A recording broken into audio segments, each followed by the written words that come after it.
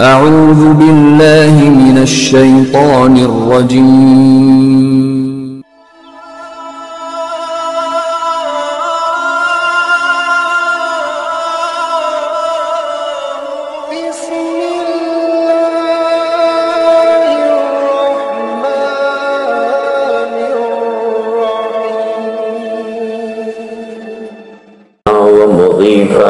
ومعيننا وقطبنا وفريدنا ونظامنا وسراجنا وأولاءنا وأشرفنا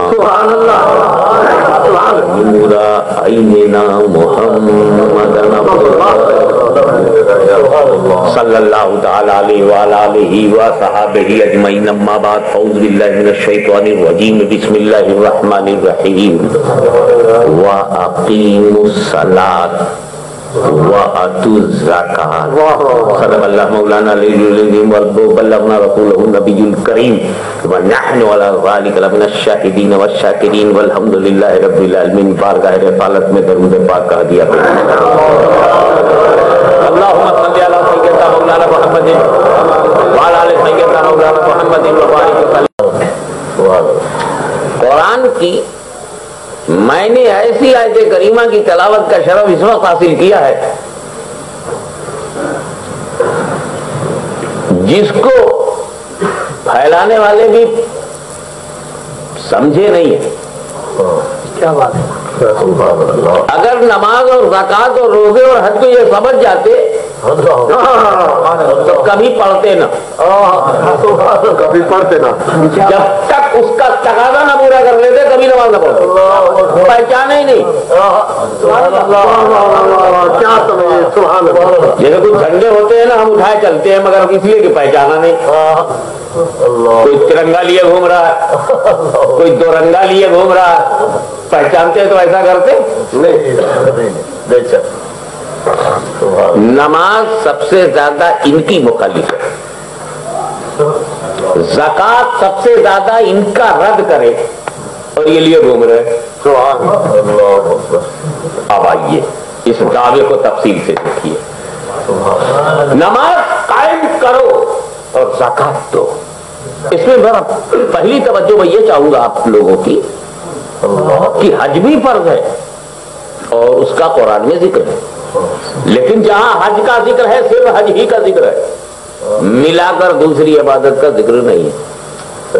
قرآن میں روزے کا بھی ذکر ہے مگر جہاں روزے کا ذکر ہے صرف روزے ہی کا ذکر ہے, ملا کر متصلاً دوسری عبادت کا ذکر نہیں ہے. لیکن قرآن میں جہاں نماز کا ذکر ہے متصلاً ملا کر زکوٰۃ کا بھی ذکر ہے. فرض ہے عبادتیں 4 مگر نماز کے ساتھ زکوٰۃ کو, زکوٰۃ کے ساتھ نماز کو جوڑ کر اکٹھا کر کے قرآن نے بار بار بیان کیا. سبحان اللہ. کیوں؟ تو پہلے تم زکوٰۃ کا مزاج دیکھو. زکوٰۃ ایک ایسا اسلامی نظام ہے, تقسیم زر کا ایک عادلانہ نظام ہے. مسلم سماج سے غریبی کو دور کرنے کا باضابطہ الہی نظام ہے.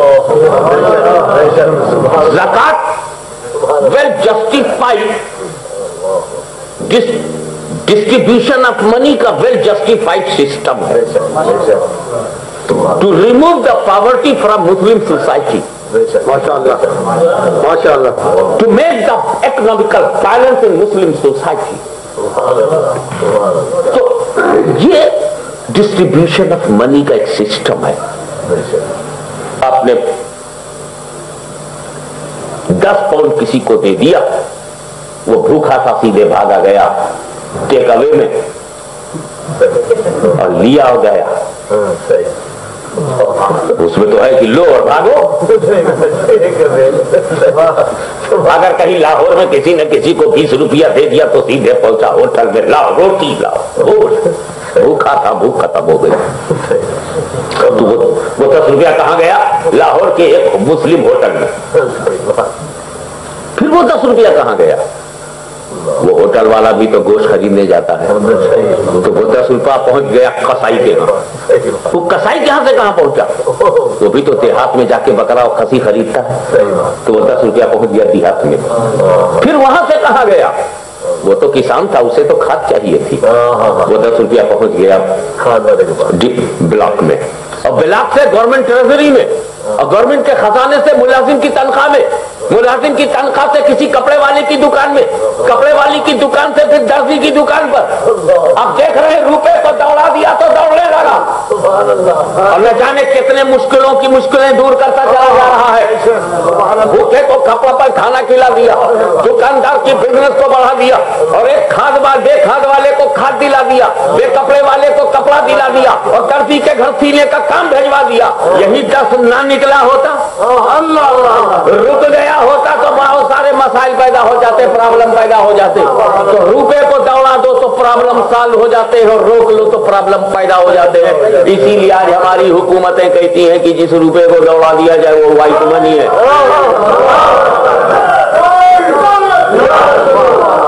جس روپے کو دوڑا دیا جائے وہ وائٹ منی ہے اور جسے دبا لیا جائے وہ بلیک منی ہے. تو پاکستان کو بلیک منی سے بچاؤ، ہندوستان کو بلیک منی سے بچاؤ، بنگلہ دیش کو بلیک منی سے بچاؤ. یہاں والے بھی پریشان ہیں کہ بلیک منی سے بچاؤ، جو روپیہ ٹھہر جائے جو دوڑ.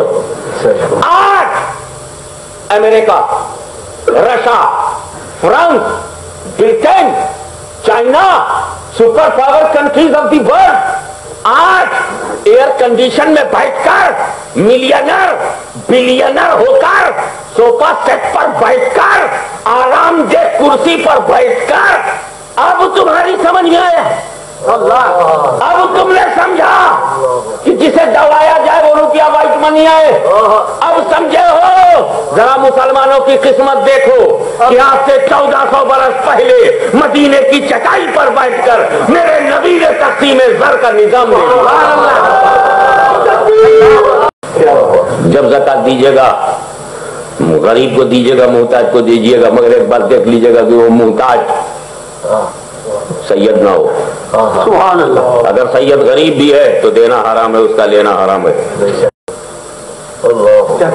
چاہے وہ رسول کی اولاد پنجاب میں ہو، چاہے گجرات میں، بنگال میں ہو یا بہار میں، عرب میں ہو یا عجم میں، وہ نہیں لے سکتی. اے رسول آپ نے اپنی فیملی پر زکات لینا حرام کیوں قرار دیا؟ توجہ چاہوں گا. بہت اچھا کیا میرے نبی نے جو اپنے خاندان پر زکات لینا حرام قرار دیا، تاکہ کوئی دشمن اسلام میرے نبی پر یہ الزام نہ لگائے کہ خاندان کی پرورش کے لیے مذہب چلایا ہے، اولاد کی پرورش کے لیے مذہب چلایا ہے. اولاد کی پرورش کے لیے مذہب چلاوے اکبر، اولاد کی پرورش کے لیے مذہب چلاوے غلام احمد، مگر میرا رسول پریوار کے لیے اسلام نہیں لایا ہے، سارے سنسار کے لیے لایا، کائنات کے لیے. سبحان اللہ. غریب بڑا بڑھیا ہوتا ہے، بڑا خوش نصیب ہوتا ہے، تب جا کے غریب ہوتا ہے. جب بڑا خوش نصیب ہوتا ہے تب جا کر کے وہ غریب ہوتا ہے. اور یہ سب جتنے دنیا دار ہیں یہ امیر نہ بناؤ تو بات نہ کرے. چاہے محلے کا امیر بناؤ، چاہے شہر کا امیر بناؤ، بغیر اس کے ان کو اطمینان نہیں ہوتا. مگر ریال کے بلبوتے پر امیر بننے والوں کان کھول کر کے سن لو، امیروں تمہیں تمہاری امیری مبارک ہو، اور ہم بر صغیر والوں کو غریبی مبارک ہو. ہم کشمیر کے ہیں مگر غریبی مبارک ہو، ہم پنجاب کے ہیں مگر غریبی مبارک ہو، ہم یو پی بہار کے ہیں مگر غریبی مبارک ہو، ہم بنگال کے ہیں تو غریبی مبارک ہو. وہ اس لیے کہ امیروں تمہارے تحفظ کی کوئی گارنٹی نہیں. اے امیروں تمہارا بچانے والا کوئی کنفرم نہیں.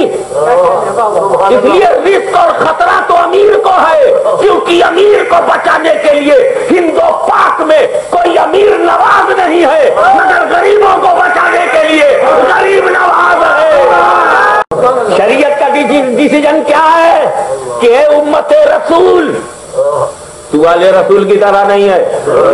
امت غریب ہو جائے گی تو زکات لے گی، آل رسول غریب ہو جائے گا تو لینا حرام. تو لے تو فرض، ہم لے تو حرام. تیرا جو فنڈامنٹل رائٹ وہ میرے لیے اسٹرکٹلی پروہیبٹڈ. تو اس کا مطلب اسلام نے تقسیم کر دیا کہ امت رسول آل رسول کی طرح نہیں. اب میں جملہ دینا چاہتا ہوں جو وہ سنو کہ جب تم سر پٹک پٹک کر مر بھی جاؤ آل رسول کی طرح نہیں ہو سکتے.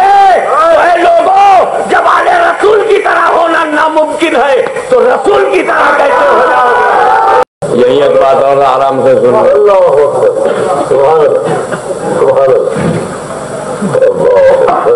निसाब होने की सूरत में सैयद मोहम्मद हाशमी पर ज़कात देना फर्ज है।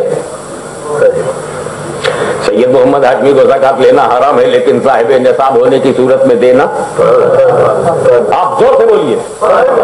मुहद्दिस आज़म कठौती पर ज़कात लेना हराम है, लेकिन साहिब निसाब होने की सूरत में देना। ख्वाजा गरीब नवाज पर ज़कात लेना हराम है, लेकिन साहिब निसाब होने की सूरत में देना। गौसे आज़म पर ज़कात लेना हराम है, लेकिन साहिब निसाब होने की सूरत में देना। अली मुर्तज़ा पे ज़कात लेना हराम है, लेकिन साहिब निसाब होने की सूरत में देना। हुजूर सल्लल्लाहु अलैहि वसल्लम पर ज़कात लेना हराम है, लेकिन साहिब निसाब होने की सूरत में देना जी नहीं। इसीलिए तो मैं नीचे से चला कि हजरत अली तक तो फिट है। क्या कह रहे हैं? मगर मेरे नबी पे ज़कात देना भी नहीं है। औलाद को देखो तो लेना नहीं, नबी को देखो तो देना नहीं। औलाद दे भी लेगी नहीं। तुम लोग बड़े अच्छे हो, बड़े किस्मत वाले हो यार। लेते रहो लेते रहो लेते रहो देते रहो, अमीरी में देते रहो, अमीरी में देते रहो, गरीबी में लेते रहो लेते रहो, लेते देते लेते देते उम्मत रसूल सुभान अल्लाह। देता है लेता नहीं, औलाद रसूल। न लेता है न देता है रसूल। न देता है न लेता है वो रसूल। न ज़कात देना फर्ज न लेना जायज, वो तो रसूल। देना फर्ज लेना हराम। आले रसूल देना भी ठीक लेना भी ठीक, उम्मत रसूल। तीन क्लास है, एक उम्मत रसूल का, एक आले रसूल का, एक रसूल का। रसूल ज़कात लेते नहीं देते नहीं, न लेते न देते, न लेते न देते। रसूल और ये औलाद देती है लेती नहीं, देती है लेती नहीं। और ये उम्मत लेती भी है देती भी है, लेती भी है देती भी है। ये इसकी तरह नहीं है, उनकी तरह नहीं, और ये किसी की तरह नहीं। Whole Muslim Umma is the property of prophet. We are property of prophet. So we are slave of prophet. रसूल, अगर तुम पर ज़कात देना फर्ज होता तो तुम ज़कात देते किसे? सारी दुनिया तो तुम्हारी गुलाम है। साद को दो तो गुलाम है, सईद को दो तो गुलाम है, तलहा को दो तो गुलाम है, जुबैर को दो तो गुलाम है, इब्ने औफ को दो तो गुलाम है, अबू उबैदा को दो तो गुलाम है, सलमान को दो तो गुलाम है, अम्मार को दो तो गुलाम है, बिलाल को दो तो गुलाम है, सुहैब को दो तो गुलाम है, मेहदाद को दो तो गुलाम है, माविया को दो तो गुलाम है, इब्ने मसूद को दो तो गुलाम है, इब्ने अब्बास को दो। ये सरकार सब तो आपके गुलाम। और जो मेरे नबी तुम्हारा गुलाम नहीं, वो इस्लाम की नजर में मुसलमान नहीं। ईमानदारी से बताओ, क्या ज़कात ने नहीं क्लियर कर दिया कि रसूल बेमिसाल है? क्या ज़कात ने नहीं समझाया है कि रसूल एक्स्ट्राऑर्डिनरी पर्सनैलिटी?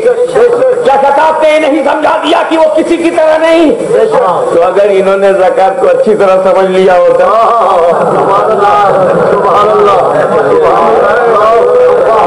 अरे सुन्नियों का माल गलत मत इस्तेमाल करो। ज़कात को अहले सुन्नत जानते हैं, अहले सुन्नत, अहले बिदअत क्यों लिए घूम रहे हैं? जिस्म भूखा है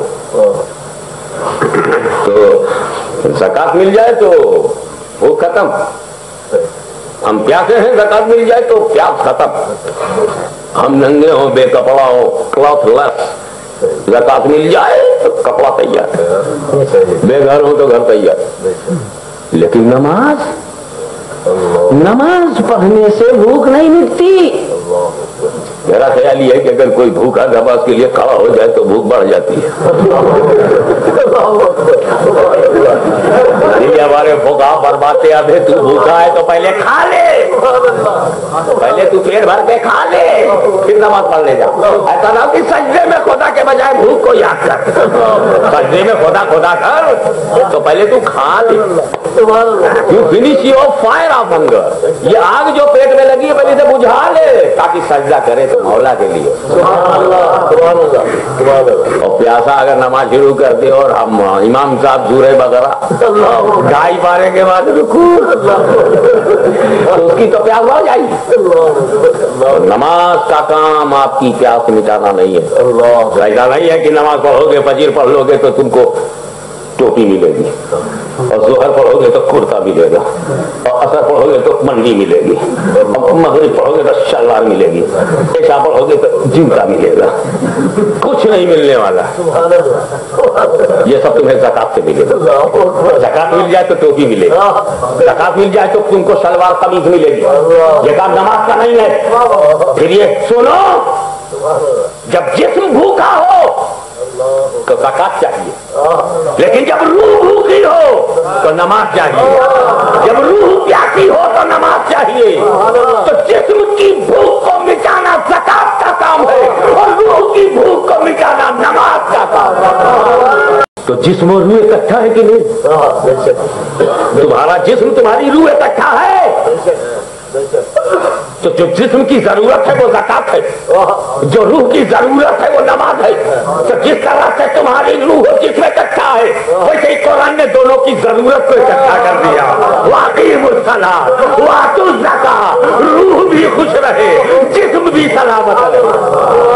ہم کو یہی نہیں دیکھنا ہے نماز ہے تو کون ہے، آ رہی ہے تو کیا ہے، ہمیں یہ بھی دیکھنا ہے نماز کہاں سے آ رہی ہے، تو کہاں سے آئی ہے، تو کہاں سے پانی سب پانی نہیں، یہ بھی دیکھا جائے گا کہاں سے آیا ہے، کہاں سے آیا ہے۔ تو نماز تو کہاں سے آئی ہے، تو معراج کی رات ہے، خدا کی ذات ہے، نبی کی ملاقات ہے، تجلیوں کی برسات ہے، نبی کی ذات ہے، پاکیزہ ہاتھ ہے، اس میں تحفہ صلاۃ ہے۔ وہ اللہ کیا بات ہے، باتوں ہی میں بات ہے، میرے مقدس نبی کی ذات ہے، اور نماز فرض ہے، یہ خدا کی بات۔ سبحان اللہ، سبحان اللہ، اللہ اکبر۔ میں زیادہ تفصیل میں نہیں جاؤں گا، صرف یہ بتانا چاہوں گا کہ موسیٰ علیہ السلام جب مل گئے تھے تو انہوں نے کہا کہ یا رسول اللہ کم کرا دیجئے، 50 times prayer, very heavy, weighty, your ummah can't bear it, can't maintain it. Holy Prophet said, yes, I'm going for relief. تو وہ 50 سے 45 سے 40 35 30 25 30 پھر حضرت موسیٰ نے کہا اور کم کرائیے، رسول گئے اور انہوں نے کم کرایا، 5 ہو گئی، پھر موسیٰ نے کہا اور کم کرائیے، قیامت تک کا معاملہ ہے، آنے والے کمزور ارادے کے ہوں گے، شاید 5 نہ پڑھ سکے، سرکار اور کم کرا دیے تو حضور نے فرمایا اے موسیٰ، میرے خدا نے 50 کو 5 کر دیا، اب میری غیرت گوارا نہیں کرتی کہ اور کم کراؤں، یعنی شریعتاً حقیقتاً اکارڈنگ ٹو اسلامک لا وہیں پر نماز کی فرضیت ٹھہر گئی جہاں غیرت مصطفیٰ ٹھہر گئی۔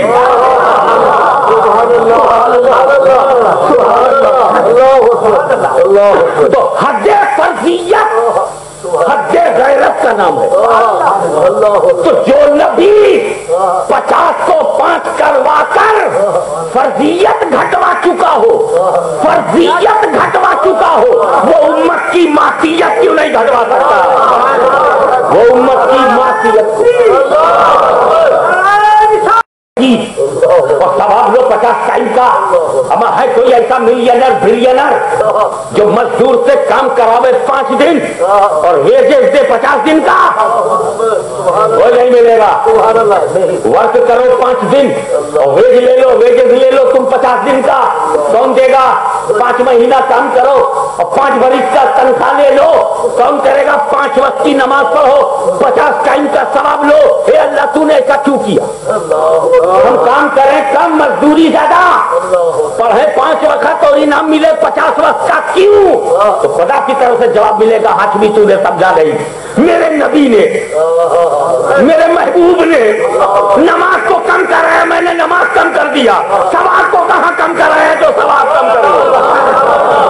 وہ نماز لے کر مصطفیٰ ہے، وہ نماز لے کر کے مصطفیٰ ہے۔ تو خود پڑھا، جب وہ پڑھا تو صدیق نے دیکھا، مصطفیٰ نے پڑھا تو فاروق نے دیکھا، جب مصطفیٰ نے پڑھا کبھی فاطمہ زہرا نے دیکھا، ایسے صدیقہ طیبہ طاہرہ نے دیکھا، خدیجہ کبریٰ نے دیکھا، میں ایک دیکھنا اور دیکھا، ایک دیکھنے والے نے اور دیکھا۔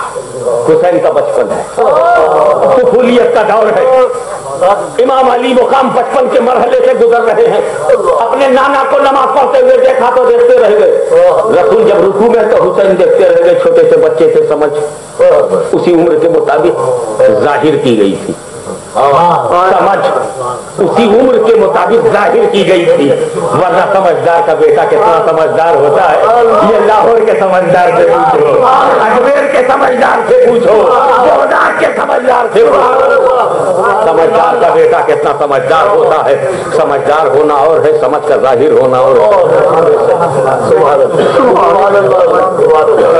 اللہ نے جب کچھ نہیں پیدا کیا تھا تب بھی خالق ہے، خالق ہونا اور ہے، خالق ظاہر ہونا اور ہے۔ جب کوئی تقریر نہیں کرتا مقرر ہو تب چپ رہے تب بھی مقرر ہے، کیونکہ مقرر اس کے اندر موجود ہے مگر ظاہر نہیں ہے۔ حسین کا بچپن ہے بات ظاہر نہیں ہے، بچپن کی بات ہے ادب سے کہنا چاہتا ہوں، رسول پاک رکوع سے کھڑے ہوئے جب سجدے میں گئے تو حسین نے دیکھا کہ بوجھے ڈالا تو سجدے میں کیسی حالت ہوتی ہے معلوم؟ بھائی امام حسین پیٹھ پر بیٹھ گئے، سرکار کے پشتے مبارک پر سوار ہو، رسول جان گئے میرا نواسا حسین، میرا لال، میرا چین، اور میری بیٹی فاطمہ کا قرار، پوری ملت اسلامیہ کا وقار، ذوالفقار حیدری کی دھار، میرا آئینہ کردار، حسین پشت پر ہیں پیٹھ پر ہیں۔ رسول نے کیا کیا؟ سجدے کو لمبا کر دیا، ڈیلے، رسول delayed his sajda and long حسین اندر، اب حسین رضی اللہ تعالیٰ نے پوچھتے مبارک پر، اور بچوں کا تو موڈ تمہیں معلوم ہے یار، کوئی کام پرماننٹ کرتے ہی نہیں، یہ کھلونا دے دو 5 منٹ کے بعد دوسرا مت دیکھتے، دوسرا مل جائے وہ 2 بھی گیا تیسرا دیکھتے ہیں، وہ ویسے ہی ایک بار بیٹھے موڈ ختم ہو گیا اتر پڑے، مگر کافی دیر میں اترے، جب تک حسین اترے نہیں رسول نے سر اٹھایا نہیں۔ آپ دیکھو حسین کے سامنے کس نے سر نہیں اٹھایا؟ حسین کا نانا، حسین کا آقا، حسین کا مولا، حسین کا داتا، حسین کا رسول، وہ حسین کے سامنے سر نہ اٹھائے۔ اے یزید تو نے کیسے سر اٹھایا؟ اے مروان تو نے کیسے سر اٹھایا؟ یزیدیو تم نے کیسے سر اٹھایا؟ مولا اتنی محبت کریں بڑے ہو کر، تم چھوٹے ہو کر کے بھی مقام و مرتبہ نہ دیکھ سکے۔ حسین پشت پر ہیں تو رسول نے سجدے کو لمبا کر دیا۔ ایک بات مفتی صاحب عرض کروں، اسی خاندان سے خونی رابطہ بھی رکھتا ہوں اور مسلک اہل سنت و جماعت پر میرا پختہ یقین بھی ہے۔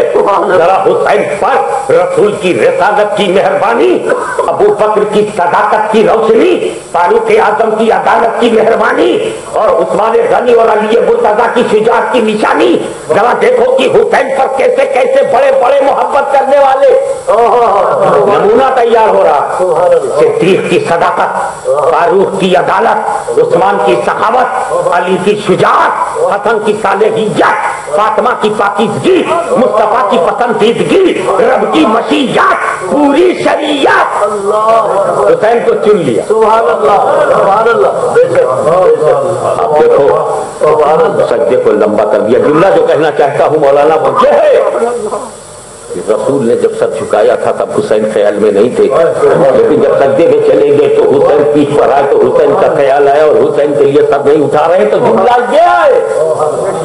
سرحدی صاحب آپ کو یہ جملہ میں نے دے دیا کہ میرے نبی نے سر جھکایا تھا خدا کے لیے، سر جھکایا تھا خدا کے لیے، نہیں اٹھا رہے ہیں حسین کے لیے۔ جب حسین اتر گئے ہیں تب سر اٹھایا۔ مجھ کو بتاؤ، اب ایک بات تم لوگ بتاؤ، سب لوگ بتاؤ، جنرل بات ہے کہ نماز کی حالت میں، سجدے کی حالت میں رسول کو حسین کا خیال آیا کہ نہیں؟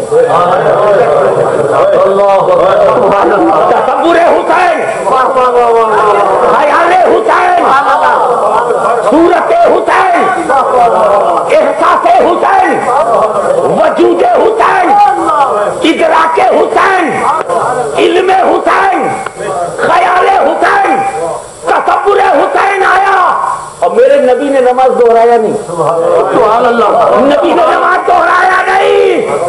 تو اے لوگوں،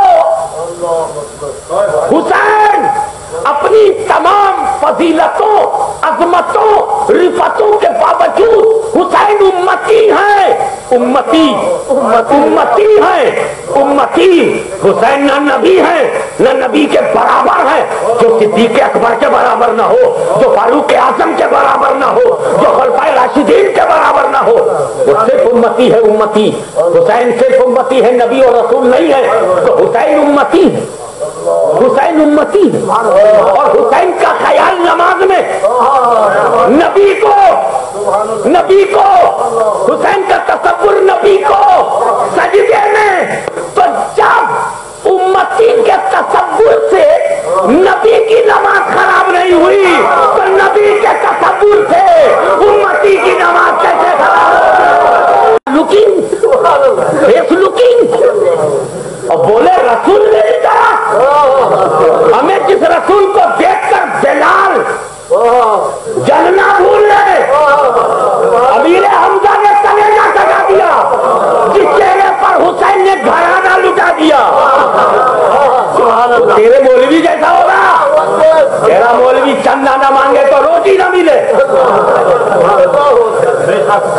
جس کو ریال پسند ہے ہمیں مصطفیٰ کی آل پسند۔ نماز پڑھنا تو عبداللہ ابن ابی نے بھی سیکھ لیا تھا، مگر ادا کرنا تو صدیق اکبر سے سیکھو۔ نماز پڑھنا تو یزید کے گروہ نے بھی سیکھ لیا تھا، ادا کرنا حسین ابن علی سے سیکھو۔ نماز پڑھنا تو اکبر کے دربار میں بھی سیکھ لیا تھا، مگر ادا کرنا مجدد سے ثانی سے سیکھو، سرکار نقشبند سے سیکھو۔